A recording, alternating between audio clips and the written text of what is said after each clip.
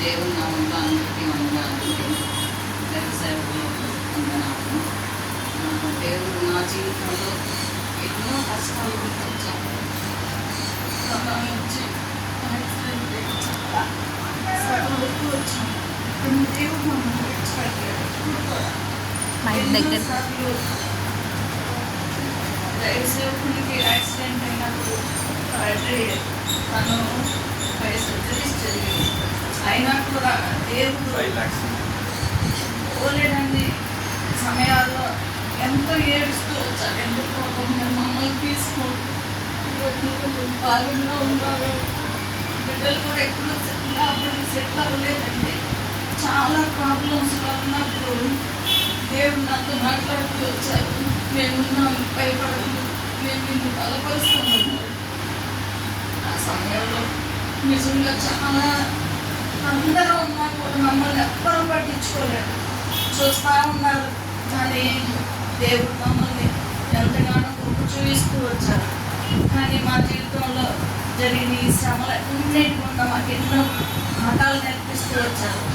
కానీ ఆ సమయంలో మా బాబాయ్ వాళ్ళు ఉన్నారు.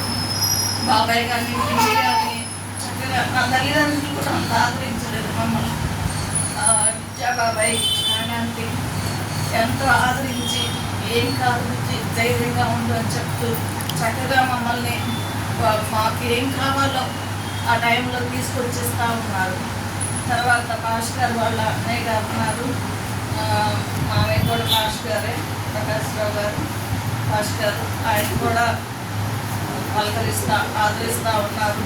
దేవుని కృపను బట్టి అన్ని విషయాల్లో దేవుడు మాకు తోడుగా ఉన్నాడు. లోకం అంతా ఉన్నప్పటికీ అది ఒకవైపు నా దేవుడు ఉంది, నా బలం, నా శక్తి. కాబట్టి అంత గొప్ప కార్యం ఆ బిడ్డను లేవనెత్తి ఆయన సేవలో పాలిభాగస్తునిగా చేసుకున్నాను. కృతజ్ఞతాస్తుతులు చెల్లిస్తూ మరి ఇంకా వాడబడ్డకు ఆయన మందిరం కూడా ఆత్మతో నింపబడ్డకు కృప చూపించాలని దేవుని నామంలో కృతజ్ఞతాస్తుతులు చెల్లించుకుంటూ ఎన్ని మేలు ఎన్ని ఉపకారాలు చేసిన దేవునికి ఏమి చిన్న రుణగ్రస్తులమే. కాబట్టి ఆయన నాకు ఉచితంగా ఇచ్చిన రక్షణ పాత్రను చేరుకుంటే ఆయనకి కృతజ్ఞతాస్తుతులు చెల్లించుకుంటూ ఈ కొద్ది సాక్ష్యం